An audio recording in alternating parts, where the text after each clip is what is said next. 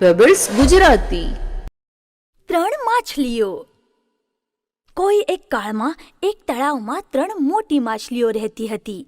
એક માછલી ખૂબ બુદ્ધિશાળી હતી અને હંમેશા સાવચેત રહેતી. બીજી માછલી ચતુર અને પ્રસંગ પ્રધાન હતી, પણ ત્રીજી માછલી ફક્ત હંમેશા નસીબ પર અવલંબ રહેતી હતી. એક દિવસ બુદ્ધિશાળી માછલી તળાવમાં આમ તેમ મોજથી ફરતી હતી. એટલામાં તેણે બે માછીમારોની વાતચીત સાંભળી.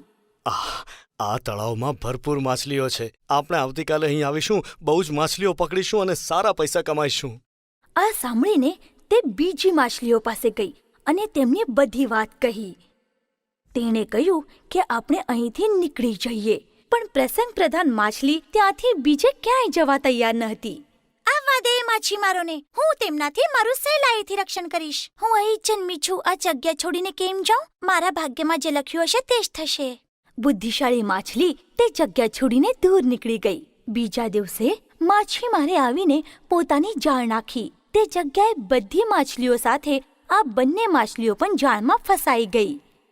પ્રસંગ પ્રધાન માછલીએ મરવાનું નાટક કર્યું. માછીમારે તેને મરેલી માછલી સમજીને ફરી પાણીમાં ફેંકી દીધી. નસીબ પર ભરોસો કરનારી ત્રીજી માછલી જોરથી ઉછળવા લાગી. એક માછીમારે તે જોયું અને તેને એક ફટકામાં મારી નાખી. સાર, હંમેશા નસીબ પર ભરોસો રાખવો નહીં. પેબલ્સ ગુજરાતી.